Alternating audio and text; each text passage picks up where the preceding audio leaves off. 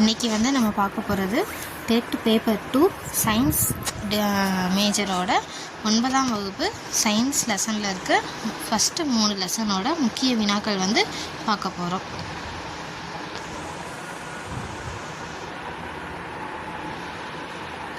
அடிப்படை அலகுகள் மொத்தம் எத்தனை? 7. அடிப்படை அலகுகள் மொத்தம் எத்தனை இருக்குதுன்னா 7 அலகுகள் இருக்குது. நீளத்தின் எஸ்ஐ அலகு மீட்டர், அதனுடைய குறியீடு எம். நிறையின் எஸ்ஐ அலகு கிலோகிராம், அதனுடைய குறியீடு கேஜி. காலத்தின் எஸ்ஐ அலகு வினாடி, அதோட குறியீடு செகண்ட்ஸ். வெப்பநிலையின் எஸ்ஐ அலகு கெல்வின், அதனுடைய குறியீடு கே. மின்னோட்டத்தின் எஸ்ஐ அலகு ஆம்பியர், அதனுடைய குறியீடு ஏ. ஒளிச்செறிவின் எஸ்ஐ அலகு கேண்டிலா, சிடி, அதனுடைய குறியீடு. பொருளின் அளவின் எஸ்ஐ அலகு மோல். திண்ம கோளத்தின் எஸ்ஐ அலகு என்ன? ஸ்டிரேடியன், எஸ்ஆர். தலகோணத்தின் எஸ்ஐ அலகு என்ன? Radian, RAT. மிகச்சிறிய தூரங்களை அளவிட பயன்படும் அலகு எது? ஃபெர்மி. மிகச்சிறிய தூரங்களை அளவிட பயன்படும் அலகு ஃபெர்மி. அணுக்கருவின் அளவை குறிக்க பயன்படும் அலகு எது? ஃபெர்மி. அணுக்கருவோட அளவை குறிக்க பயன்படும் அலகு ஃபெர்மி. ஏன்னா அது அணுக்கருவோட அளவு மிகச்சிறியதாக இருக்கும்ல, அதை தான் சொல்கிறாங்க. ஒளியானது ஓராண்டில் வெற்றிடத்தில் கடக்கும் தூரம் எவ்வாறு அழைக்கப்படுகிறது? ஒளியாண்டு. ஒளியானது ஒரு ஆண்டில் வெற்றிடத்தில் கடக்கும் தூரம் தான் ஒளியாண்டு அப்படின்னு சொல்கிறாங்க. அந்த ஒளியாண்டு வெற்றிடத்தில் தான் அதிக தூரம் கடக்கும் அப்படின்னு சொல்லுவாங்க. மிகப்பெரிய அலகான வானியல் அலகு என்பது எதை குறிக்கிறது? சூரியனுக்கும் பூமிக்கும் இடைப்பட்ட சராசரி தூரம். மிகப்பெரிய அலகான வானியல் அலகு என்பது எதை குறிக்கிறது? சூரியனுக்கும் பூமிக்கும் இடைப்பட்ட சராசரி தூரம். அளவீட்டின் துல்லிய தன்மையை அதிகரிக்கும் கருவி எது? வெர்னியர் அளவுகோல், திருகு அளவி. மொத்தம் 2 கருவி இருக்குது. ஒன்று வெர்னியர் அளவுகோல், இன்னொன்று திருகு அளவி. அளவீட்டோட துல்லிய தன்மையை அதிகரிக்கும் கருவி. வெர்னியர் அளவுகோல் எதற்காக பயன்படுகிறது அப்படின்னா, சிறிய நீளங்களை துல்லியமாக அளக்க 1 சென்டிமீட்டர்லேருந்து 0.01 மில்லிமீட்டர் வரைக்கும் வெர்னியர் அளவுகோலால் அளக்கலாம். திருகு அளவி எதற்காக பயன்படுகிறதுனா, அதே தான், மிக சிறிய தூரங்களை துல்லியமாக அளக்க. இது 1 சென்டிமீட்டர்லேருந்து 0.001 மில்லிமீட்டர் வரைக்கும் துல்லியமாக அளக்கலாம். பொது தராசு எதனை அளவிட பயன்படுகிறது? நிறை. மின்னணு தராசு எதனை அளவிட பயன்படுகிறது? நிறை. ஒரு குவிண்டால் என்பது எத்தனை கிலோகிராம்? 100 கிலோகிராம். ஒரு குவிண்டால் என்பது 100 கிலோகிராம். ஒரு மெட்ரிக் டன் என்பது 1000 கிலோகிராம். ஒரு மெட்ரிக் டன் என்பது 1000 கிலோகிராம். இதே குவிண்டாலில் பார்த்தோம்னா ஒரு மெட்ரிக் டன் என்பது 10 குவிண்டால் அப்படின்னு சொல்லி வரும். துணை அலகுகள் எத்தனை? 2. துணை அலகுகள் எத்தனை? 2. வெப்பநிலைமானியில் பொதுவாக பயன்படுத்தப்படும் திரவம் எது? பாதரசம். வெப்பநிலைமானியில் பொதுவாக பயன்படுத்தப்படும் திரவம் எது? பாதரசம். பரப்பளவின் எஸ்ஐ அலகு என்ன? சதுர மீட்டர், மீட்டர் ஸ்கொயர் அப்படின்னு சொல்லுவாங்க. பரப்பளவின் எஸ்ஐ அலகு என்ன? சதுர மீட்டர். கன அளவின் எஸ்ஐ அலகு என்ன? கன மீட்டர். கன அளவின் எஸ்ஐ அலகு என்ன? கன மீட்டர். மின்னணு தராசின் தத்துவம் என்ன? Force compensation. மின்னணு தராசின் தத்துவம் என்ன? Force compensation. ஒரு பொருள் ஓய்வு நிலையில் உள்ளது அல்லது இயக்க நிலையில் உள்ளது என்பதனை எதனை பொறுத்து கூறுவோம்? அருகிலுள்ள பொருளை பொறுத்து. சார்பு இயக்க விதி. திசைவேகம் மாறுபடு வீதம் எவ்வாறு அழைக்கப்படுகிறது? முடுக்கம். திசைவேகம் மாறுபடும் வீதம் எவ்வாறு அழைக்கப்படுகிறது? முடுக்கம். திசைவேகத்தின் எஸ்ஐ அலகு மீட்டர் பெர் வினாடி. திசைவேகத்தின் எஸ்ஐ அலகு மீட்டர் பெர் வினாடி அல்லது மீட்டர் செகண்ட் பவர் -1 அப்படின்னு சொல்லலாம். முடுக்கத்தின் எஸ்ஐ அலகு என்ன? மீட்டர் பெர் வினாடி ஸ்கொயர்டு.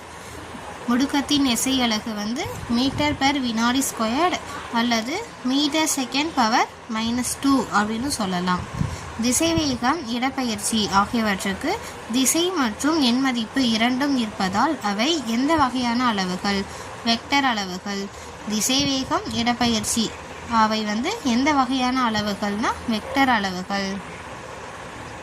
தொலைவு, நேரம், வேகம் ஆகியவற்றுக்கு எண் மதிப்பு மட்டுமே இருப்பதால் அவை எந்த வகையான அளவுகள்னா ஸ்கேலர் அளவுகள். தொலைவு, நேரம், வேகம் அவை எந்த வகையான அளவுகள்? ஸ்கேலர் அளவுகள். ஒரு பொருளின் வேகம் மாறாமல் திசை மட்டுமே மாறினால் அது எந்த வகையான இயக்கம்? வட்ட இயக்கம். ஒரு பொருளின் வேகம் மாறாமல் திசை மட்டுமே மாறினால் அது எந்த வகையான இயக்கம்? வட்ட இயக்கம். ஒரு குறிப்பிட்ட கால இடைவெளியில் ஒரு பொருளை கடக்கும் மொத்த பாதை எவ்வாறு அழைக்கப்படுகிறது? தொலைவு. ஒரு பொருளின் ஆரம்ப நிலைக்கும் இறுதி நிலைக்கும் இடையே உள்ள மிக குறைந்த தூரம் எவ்வாறு அழைக்கப்படுகிறது? இடப்பெயர்ச்சி. ஒரு குறிப்பிட்ட திசையில் ஓரலகு நேரத்தில் ஒரு பொருள் கடந்த தொலைவு எவ்வாறு அழைக்கப்படுகிறது? திசைவேகம். சீரான திசைவேகத்தில் செல்லும் ஒரு பொருளின் முடுக்கம் என்னவாக இருக்கும்? சுழி. சீரான வட்ட இயக்கத்தில் வேகத்தின் எண் மதிப்பு மாறாது. ஆனால் எது மாறும்? திசை மாறும், டைரக்ஷன் மாறும் சொல்லியிருக்காங்க. நியூட்டனின் முதல் இயக்க விதி எதனை வரையறுக்குகிறது? நிலைமம், இனர்ஷியா. நியூட்டனோட முதல் இயக்க விதி எதனை வரையறுக்கிறதுனா நிலைமம். நிலைமம் என்பது ஒரு பொருளின் எந்த பண்பு ஆகும்? தனது இயக்க நிலையை மாற்றிக்கொள்ள எதிர்க்கும் பண்பு. நிலைமம் என்பது ஒரு பொருளின் எந்த பண்பாகும்? தனது இயக்க நிலையை மாற்றிக்கொள்ள எதிர்க்கும் பண்பு. இயக்க சமன்பாடுகள் மொத்தம் எத்தனை? 3 இயக்க சமன்பாடுகள். இயக்க சமன்பாடுகள் மொத்தம் எத்தனை? 3. முதல் இயக்க சமன்பாடு v = u + தடையின்றி கீழே விழும் பொருளின் முடுக்கம் எதற்கு சமம்? புவியீர்ப்பு முடுக்கத்திற்கு. புவியீர்ப்பு முடுக்கத்தின் சராசரி மதிப்பு என்ன? 9.8 m/s². புவியீர்ப்பு முடுக்கத்தின் சராசரி மதிப்பு என்ன? 9.8 m/s². ஒரு திரவத்தில் மூழ்கியுள்ள ஒரு பொருளின் மீது மேல்நோக்கி செயல்படும் விசை எவ்வாறு அழைக்கப்படுகிறது? மேல்நோக்கு விசை அல்லது மிதப்பு விசை. ஒரு திரவத்தில் மூழ்கியுள்ள ஒரு பொருளின் மீது மேல்நோக்கி செயல்படும் விசை மேல்நோக்கு விசை அல்லது மிதப்பு விசை என்று அழைக்கப்படுகிறது. மிதப்பு விசை எந்த திசையில் செயல்படும்? மேல் நோக்கி செயல்படும். ஓகேவா? இப்போ தானே பார்த்தோம் மிதப்பு விசை எந்த திசையில் செயல்படும் சொல்கிறாங்க? மேல் நோக்கி. மேல்நோக்கு விசை திரவத்தால் இடப்பெயர்ச்சி செய்யப்பட்ட திரவத்தின் எடைக்கு சமம் என்று கூறும் தத்துவம் ஆர்க்கிமிடிஸ் தத்துவம். ஆர்க்கிமிடிஸ் என்ன சொல்கிறாங்கன்னா, மேல்நோக்கு விசை திரவத்தால் இடப்பெயர்ச்சி செய்யப்பட்ட திரவத்தின் எடைக்கு சமம் அப்படின்னு சொல்லிட்டு சொல்கிறாரு. ஒரு பொருள் திரவத்தில் மிதக்க அதன் எடை எதற்கு சமமாக இருக்க வேண்டும்? அதன் மீது செயல்படும் மிதப்பு விசைக்கு. ஒரு பொருள் திரவத்தில் மிதக்கணும்னா அதனுடைய எடை எதற்கு சமமாக இருக்கணும்? அதன் மீது செயல்படும் மிதப்பு விசைக்கு. அப்போ மிதப்பு விசை எப்படி இருக்கும்னா மேல் நோக்கி இருக்கும். ஒரு பொருள் ஒரு திரவத்தில் மூழ்க அதன் எடை எதனை விட அதிகமாக இருக்க வேண்டும்? ஒரு பொருள் ஒரு திரவத்தில் மூழ்க அதன் எடை எதனை விட அதிகமாக இருக்க வேண்டும்? அதன் மீது செயல்படும் மிதப்பு விசையை விட. நீர்மங்களின் அழுத்தத்திற்கான எஸ்ஐ அலகு என்ன? பாஸ்கல். நீர்மங்களின் அழுத்தத்திற்கான எஸ்ஐ அலகு என்ன? பாஸ்கல். பாஸ்கல் விதி எதனுடன் தொடர்புடையது? மூடிய திரவங்களில் அழுத்தம் பரவுதல். பாஸ்கல் விதி எதனுடன் தொடர்புடையது? மூடிய திரவங்களில் அழுத்தம் பரவுதல். பாஸ்கல் விதியின் செயல்பாடுகளில் ஒன்று எது?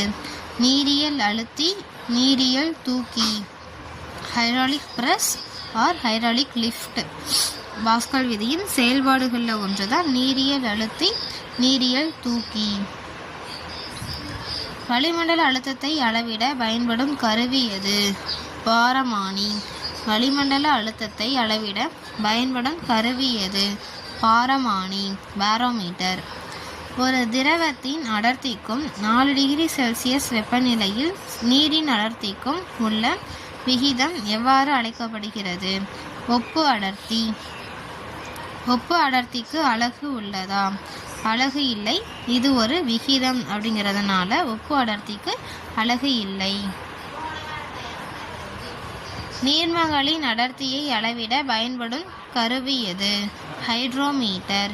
நீர்மங்களோட அடர்த்தியை அளவிட பயன்படும் கருவி ஹைட்ரோமீட்டர். அதிலே ஹைட்ரோன்னு சொல்லி வருது இல்லை, அப்போ ஹைட்ரோமீட்டர். மேல்நோக்கு விசை அதிகமாக இருந்தால் ஒரு பொருள் என்ன செய்யும்? மிதக்கும். மேல்நோக்கு விசை அப்படின்னாலே மிதக்கும், அந்த மாதிரி தான் வரும். ஓகேவா? கப்பல்கள் மிதப்பதற்கு எந்த தத்துவம் காரணமாகிறது? ஆர்க்கிமிடிஸ் தத்துவம் மற்றும் மிதக்கும் விதி. ஒரு பொருளின் மிதப்புத்தன்மை எதனை சார்ந்துள்ளது? பொருளின் கன அளவு மற்றும் திரவத்தின் அடர்த்தி. ஒரு பொருளின் மிதப்புத்தன்மை எதனை சார்ந்துள்ளது? பொருளின் கன அளவு மற்றும் திரவத்தின் அடர்த்தி. அழுத்தத்தின் எஸ்ஐ அலகு என்ன? பாஸ்கல் அல்லது நியூட்டன் மீட்டர் ஸ்கொயர்டு. அழுத்தத்தின் எஸ்ஐ அலகு என்ன? பாஸ்கல் அல்லது நியூட்டன் பார் மீட்டர் ஸ்கொயர்டு. வளிமண்டல அழுத்தம் குறையும் போது பாரமானியில் பாதரச மட்டம் என்னவாகும்? குறையும். ஓகேவா? வளிமண்டல அழுத்தம் குறையிறப்ப பாதரச மட்டமும் குறையுது பாரமானியில். காற்றை விட கனமான பொருட்கள் ஏன் பறக்க முடிவதில்லை, ஆனால் பலூன்கள் பறக்கின்றன? பலூன்கள் காற்றை விட குறைந்த அடர்த்தி கொண்ட வாயுக்களால் நிரப்பப்படுவதால் மேல்நோக்கு விசை அதிகமாக இருக்குது. அதனால பலூன்கள் பறக்குது அப்படின்னு சொல்லி சொல்கிறாங்க. ஒரு திரவத்தின் வெவ்வேறு அடுக்குகளுக்கு இடையே உள்ள உராய்வு விசை எவ்வாறு அழைக்கப்படுகிறது? பாகுத்தன்மை, விஸ்காசிட்டி. ஒரு திரவத்தில் ஒரு பொருள் தடையின்றி விழும்போது அதன் வேகம் ஒரு குறிப்பிட்ட கட்டத்தில் மாறாமல் இருந்தால் அந்த வேகம் எவ்வாறு அழைக்கப்படுகிறது? இறுதி திசை வேகம். ஒரு அணுவின் மையப்பகுதி எவ்வாறு அழைக்கப்படுகிறது? அணுக்கரு. அணுக்கருவில் உள்ள துகள்கள் யாவை? புரோட்டான்கள் மற்றும் நியூட்ரான்கள். அணுக்கருவை சுற்றி வரும் துகள்கள் யாவை? எலக்ட்ரான்கள். எலக்ட்ரான்கள் எந்த மின்சுமை கொண்டவை? எதிர்மின் சுமை. புரோட்டான்கள் எந்த மின்சுமை கொண்டவை? நேர்மின் சுமை. நியூட்ரான்கள் எந்த மின்சுமை கொண்டவை? மின்சுமையற்றவை. ஒரு அணுவில் உள்ள புரோட்டான்களின் எண்ணிக்கை எவ்வாறு அழைக்கப்படுகிறது? அணு எண், அட்டாமிக் நம்பர். அதனுடைய குறியீடு Z. ஒரு அணுவில் உள்ள புரோட்டான்கள் மற்றும் நியூட்ரான்களின் மொத்த எண்ணிக்கை எவ்வாறு அழைக்கப்படுகிறது? நிறை எண், மாஸ் நம்பர். அதனுடைய குறியீடு A. அணுவின் அடிப்படை துகள்களை கண்டறிந்தவர்கள் யார் அப்படின்னு சொல்லி பார்த்தோம்னா, எலக்ட்ரானை கண்டறிந்தவர் J.J. தாம்சன். புரோட்டானை கண்டறிந்தவர் எர்னஸ்ட் ரூதர்ஃபோர்ட். நியூட்ரானை கண்டறிந்தவர் ஜேம்ஸ் சாட்விக். தாம்சனின் அணு மாதிரி எவ்வாறு அழைக்கப்படுகிறது? புட்டிங் அணு மாதிரி. தாம்சனின் அணு மாதிரி எவ்வாறு அழைக்கப்படுகிறது? புட்டிங் அணு மாதிரி. ரூதர்ஃபோர்டின் அணு மாதிரி எந்த சோதனை அடிப்படையில் உருவாக்கப்பட்டது? ஆல்ஃபா துகள் சிதறல் சோதனை. ரூதர்ஃபோர்டோட அணு மாதிரி ஆல்ஃபா துகள் சிதறல் சோதனையில் உருவாக்கப்பட்டது. ஆல்ஃபா ரே ஸ்கேட்டரிங் எக்ஸ்பெரிமெண்ட். ஓகே. ரூதர்ஃபோர்ட் அணுவின் மையத்தில் கனமான பகுதி இருப்பதை கண்டறிந்து அதற்கு என்ன என்று பெயரிட்டார்? அணுக்கரு. அணுவோட மையத்தில் கனமான பகுதி, அதை தான் அணுக்கரு அப்படின்னு சொல்லிட்டு ரூதர்ஃபோர்டு பேர் வச்சிருக்காரு. போர் அணு மாதிரியின் முக்கிய கருத்து என்ன? எலக்ட்ரான்கள் நிலையான வட்டப்பாதைகளில் மட்டுமே அணுக்கருவை சுற்றி வருகின்றன. அதை தான் சுற்றுப்பாதைகள் இல்லைன்னா கூடுகள் அப்படின்னு சொல்லுவாங்க. அந்த வட்டப்பாதைகளை எலக்ட்ரான்கள் வந்து நிலையான வட்டப்பாதைகள், அதை தான் சுற்றுப்பாதைகள் இல்லைன்னா கூடுகள் அப்படின்னு சொல்லுவாங்க. அதனை மட்டுமே அணுக்கருவை சுற்றி வருகின்றன. ஒரு கூட்டில் இருக்கக்கூடிய அதிகபட்ச எலக்ட்ரான்களின் எண்ணிக்கைக்கான சூத்திரம் வந்து 2n பவர் ஸ்கொயர்டு. இதில் n என்பது கூட்டின் வரிசை எண். முதல் கூட்டில் k கோடு இருக்கக்கூடிய அதிகபட்ச எலக்ட்ரான்களின் எண்ணிக்கை வந்து எவ்வளவுனா 2 எலக்ட்ரான்கள் தான் இருக்கும். இரண்டாம் கூட்டில் l கோடு இருக்கக்கூடிய அதிகபட்ச எலக்ட்ரான்களின் எண்ணிக்கை எவ்வளவுனா 8 எலக்ட்ரான்கள் மட்டும்தான் இருக்கும். ஒரு அணுவின் வெளிக்கூட்டில் உள்ள எலக்ட்ரான்கள் எவ்வாறு அழைக்கப்படுகின்றன? இணைதிறன் எலக்ட்ரான்கள் ஆர் வேலன்ஸ் எலக்ட்ரான்ஸ். ஒரு அணுவின் அணு எண் 6 மற்றும் நிறை எண் 12 எனில் அதில் உள்ள நியூட்ரான்களின் எண்ணிக்கை என்ன? 6. நிறை எண் மைனஸ் அணு எண், அதுதான் வந்து நியூட்ரான்களோட எண்ணிக்கை. அப்போ வந்து 12 - 6 = 6. ஒரே அணு எண்ணையும் வேறுபட்ட நிறை எண்ணையும் கொண்ட அணுக்கள் எவ்வாறு அழைக்கப்படுகின்றன? ஐசோடோப்புகள். ஒரே அணு எண்ணையும் வேறுபட்ட நிறை எண்ணையும் கொண்ட அணுக்கள் ஐசோடோப்புகள் என்று அழைக்கப்படுகின்றது. ஒரே நிறை எண்ணையும் வேறுபட்ட அணு எண்ணையும் கொண்ட அணுக்கள் ஐசோபார்கள் என்று அழைக்கப்படுகிறது. ஒரே எண்ணிக்கையிலான நியூட்ரான்களையும் வேறுபட்ட புரோட்டான் மற்றும் நிறை எண்ணையும் கொண்ட அணுக்கள் எவ்வாறு அழைக்கப்படுகின்றன? ஐசோடோன்கள். அணுக்கருவில் உள்ள துகள்களுக்கு இடையேயான விசை எவ்வாறு அழைக்கப்படுகிறது? வலிமையான அணுக்கரு விசை, ஸ்ட்ராங் நியூக்ளியர் ஃபோர்ஸ். அணுக்கருவில் உள்ள துகள்களுக்கு இடையேயான விசை எவ்வாறு அழைக்கப்படுகிறது? வலிமையான அணுக்கரு விசை. ஒரு அணு நடுநிலைத்தன்மை அடைய காரணம் என்ன? புரோட்டான்களின் எண்ணிக்கையும் எலக்ட்ரான்களின் எண்ணிக்கையும் சமமாக இருப்பதால். ஒரு அணு வந்து நடுநிலைத்தன்மையை அடையணும்னா அதுக்கு காரணம் வந்து புரோட்டான்களின் எண்ணிக்கையும் எலக்ட்ரான்களின் எண்ணிக்கையும் சமமாக இருக்கும் அப்படின்னு சொல்கிறாங்க. ஓகே ஃப்ரெண்ட்ஸ், இன்றைக்குரிய லெசன்ஸ் டாபிக் வந்து முடிஞ்சு. அடுத்தது வந்து 4, 5, 6ஓட இம்பார்ட்டன்ட் கொஷின்ஸ் வந்து நெக்ஸ்ட் வீடியோவில் பார்ப்போம். Okay friends, thank you.